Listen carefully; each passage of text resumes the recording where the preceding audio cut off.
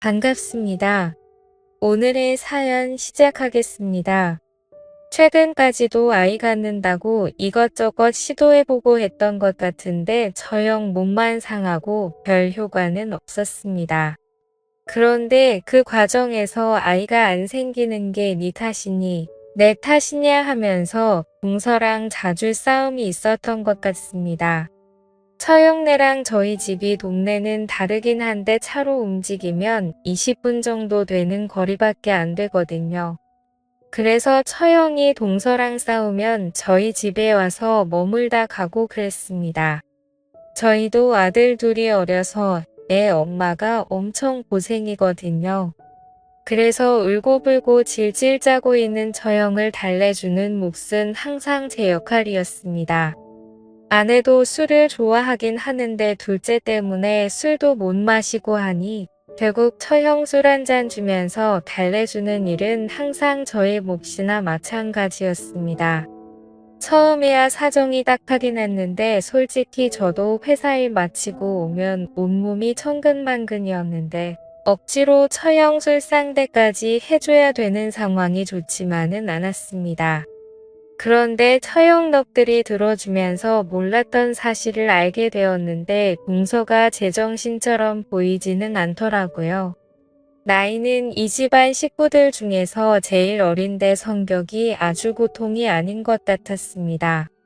다혈질이라서 욱하는 성질이 있어서 돌발 행동도 많이 하고 젊은 시절에 어디서 좀 놀았는지 입도 걸걸해서 한 번 띵또가 나가면 그게 집 밖이 되었든 누가 되었든 간에 가리지 않는다고요. 그러니 행복하자고 결혼한 처형이 5년 가까운 결혼 생활하면서 얼마나 고생을 했을지 이해가 가더군요. 그래서 그 이후부터는 귀찮아하지 않고 처형이 또 무슨 일이 되었든 우리 집으로 피신을 오게 되면 저도 눈치 주지 않고 잘해줬습니다. 차라리 이혼하라고 조언까지 해주기까지 했습니다. 그래봐야 처형도 똑같이 30대 초중반인데 요즘 갔다 온 거 가지고 뭐라 하는 사람도 없고 처형은 아이도 없지 않냐고요. 참아가며 사느니 차라리 한 살이라도 젊을 때 새 사람 만나서 새 출발하는 게 어떻겠냐 했지요. 처형은 못할 소리 하지 말라면서 아무리 그래도 어떻게 이혼을 하느냐 세상이 바뀌었다고 해도 사람들이 색안경 끼고 보는 거 똑같다고 하면서 주저하는 모습이었습니다. 본인 인생인데 제가 이래라 저래라 할 것도 아니고 그러냐고 하고 말았지요. 그냥 제가 해준 말은 조언 정도로만 들으라고 했습니다. 그런데 또 막상 이혼한다는 생각을 하니 처형 입장에서 뜨끔했나 봅니다. 그 뒤로부터는 한동안 싸움이 없던 건지 저희 집에 울면서 찾아오는 일이 거의 없었거든요.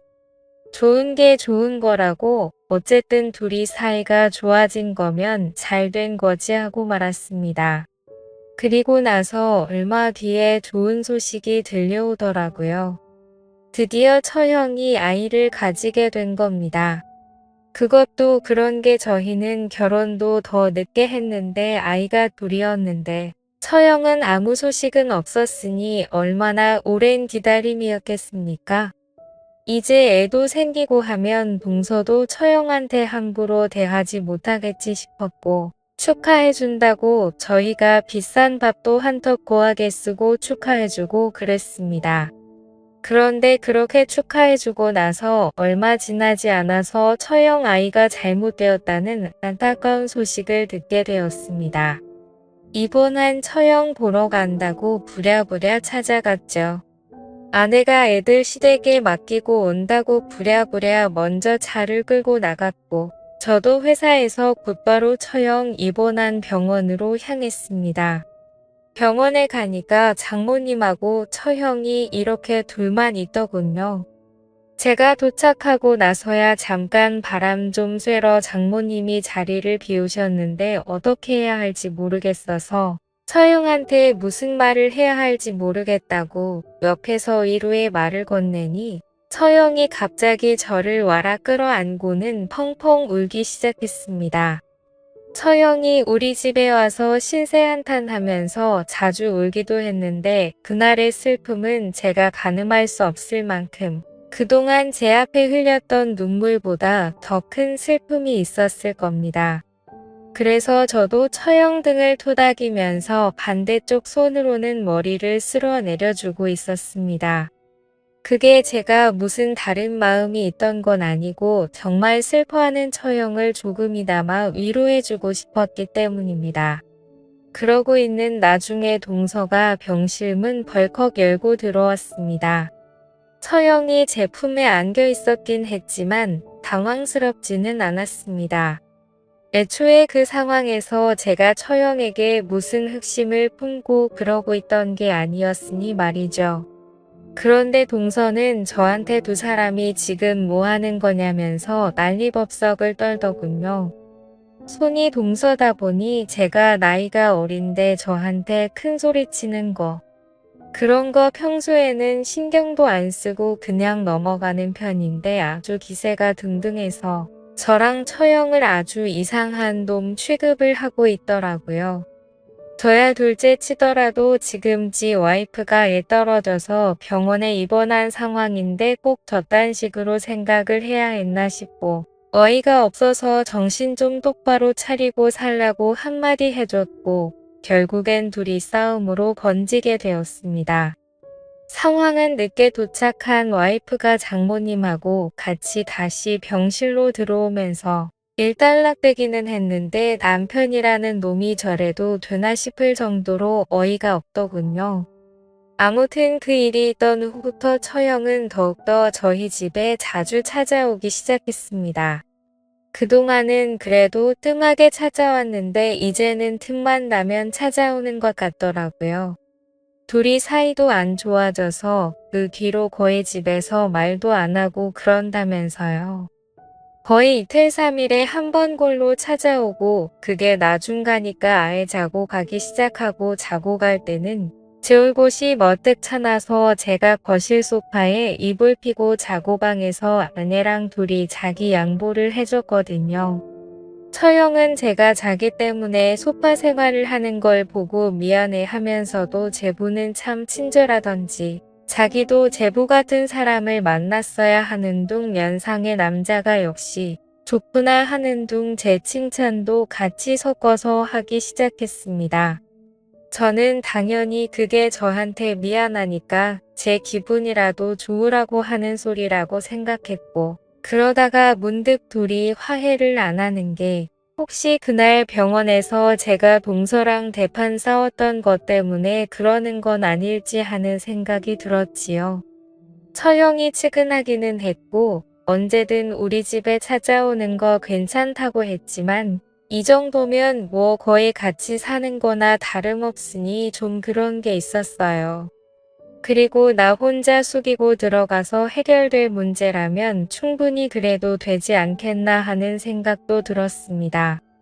괜히 제가 자존심 부린다고 해서 처형하고 같이 살다시피 하는 것보다 한번 화해하는 시간을 가져보는 게 좋겠다는 생각이 들어서 마침 여름 휴가가 남아있는 게 있어서 2박 3일로 짧게 온 가족이서 여행을 다녀오기로 했어요.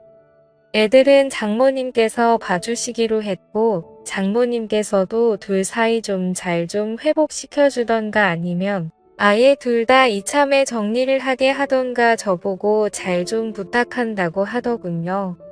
거기에 마침 운 좋게 바다 근처에서 펜션 운영을 하고 있던 친구가 있어서 적당히 싼 가격에 2박 3일간 머물 기회가 생기게 되었습니다.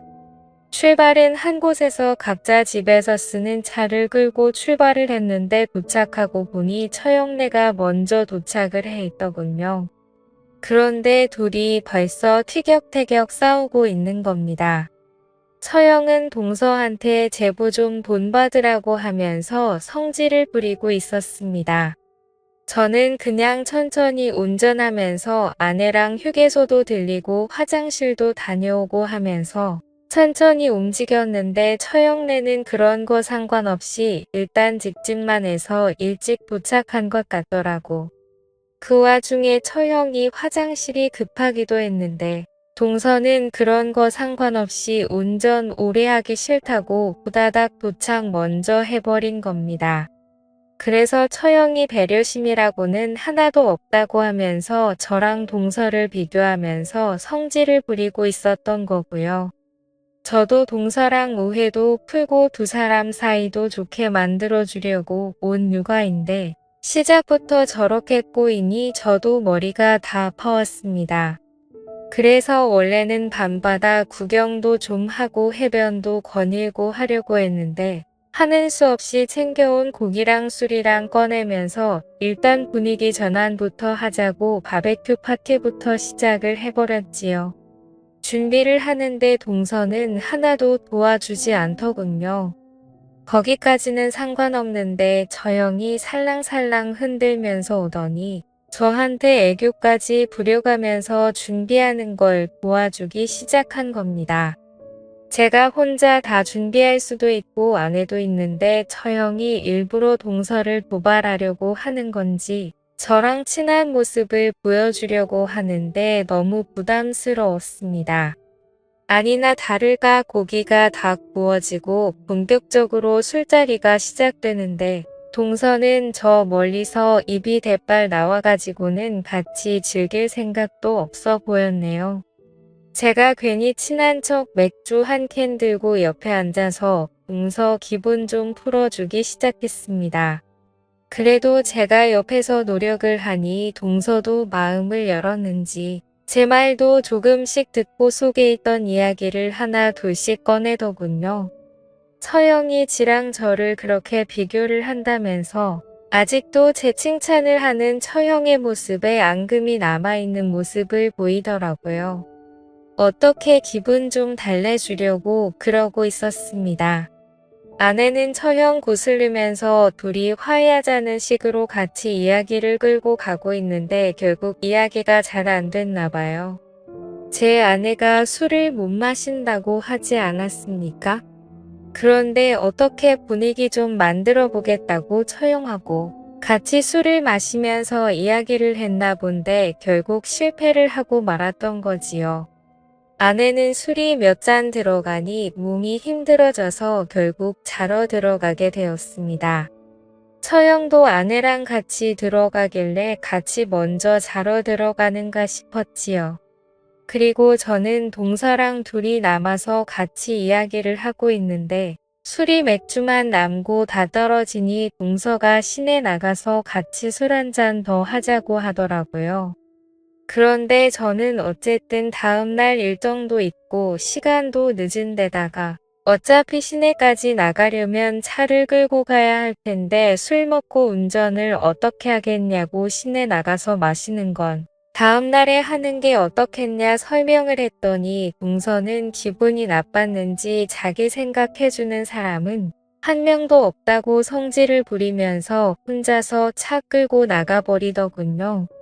저 딴 자식이 다 있냐며 저도 치를 떨고 있었습니다.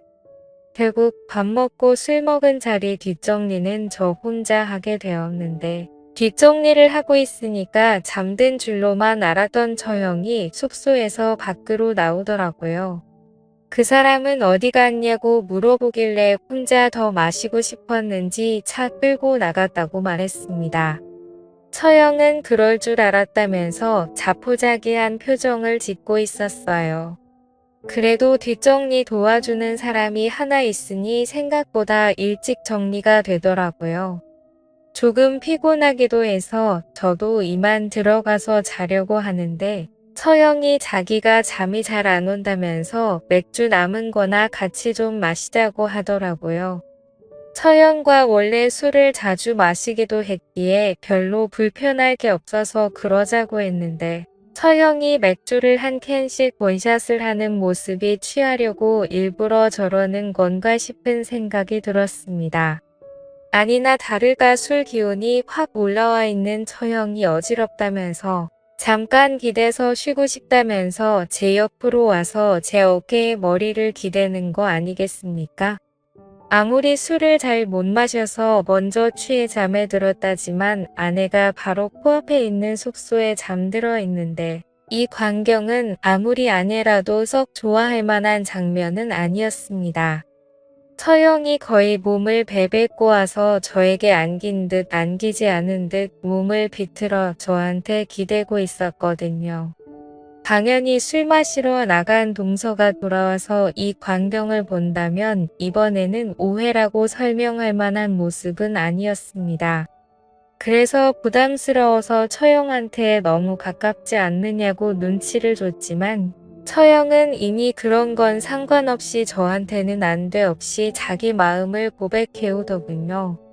전에 했던 말처럼 제부 같은 사람을 만났어야 했다.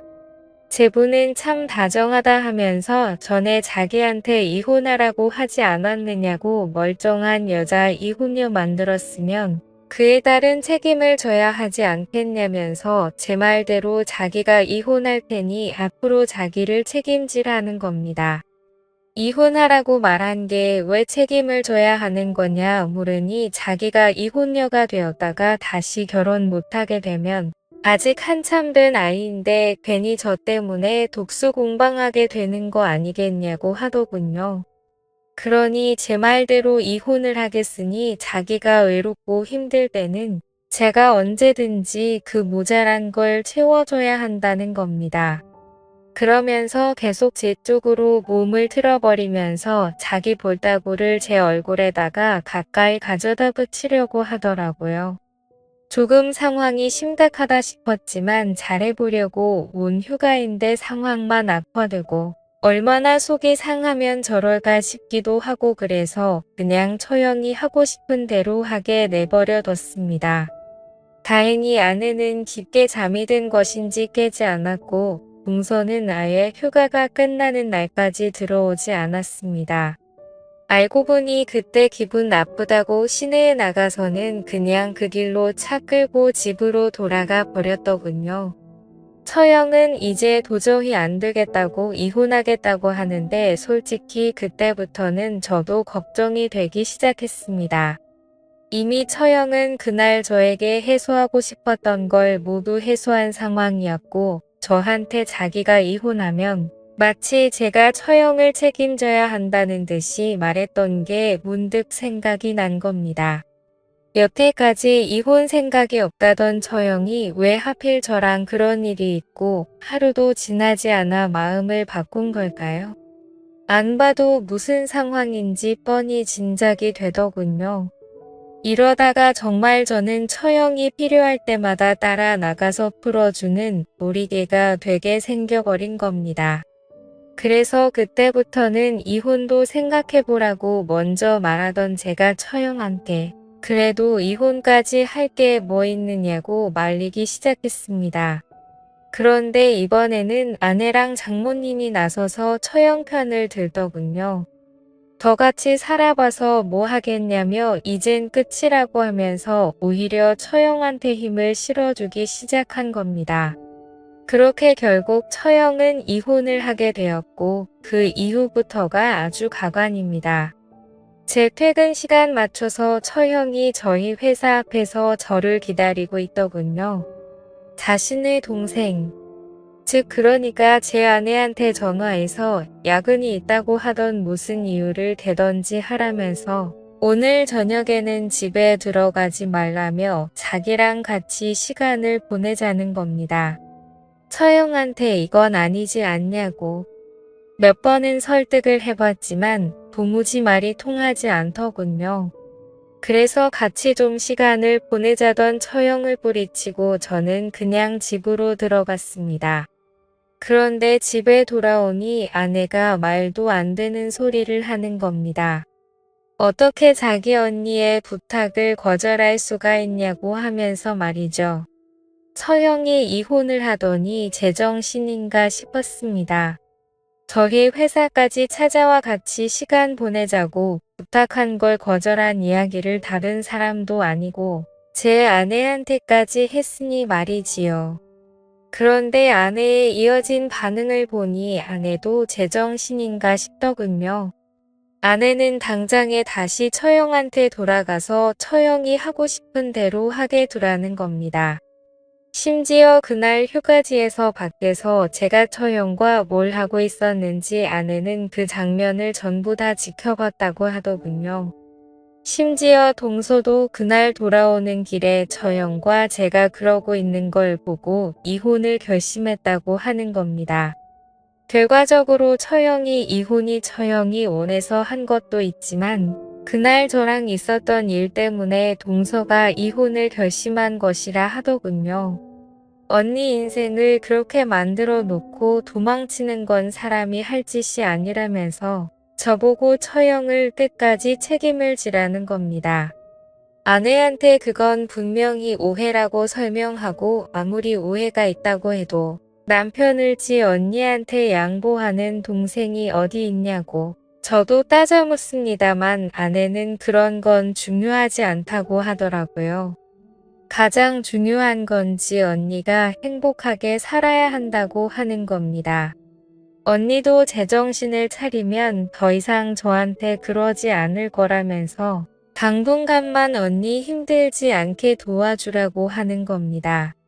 그러면서 하는 말이 둘째 태어난 지 얼마 되지 않아서 아내도 몸이 힘들고 솔직히 저랑 생각도 없다고 그동안 저한테도 처형이 같이 있으면 서로 좋은 거 아니겠냐고 하더라고요.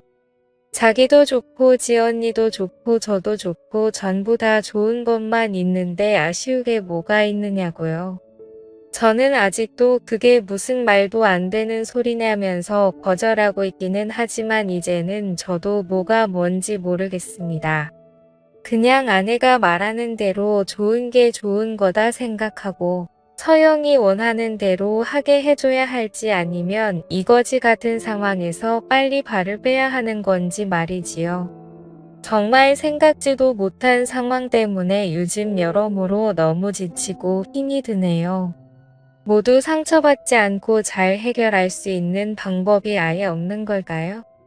심란한 가운데 최대한 좋은 조언 많이 해주시면 참 감사하겠습니다.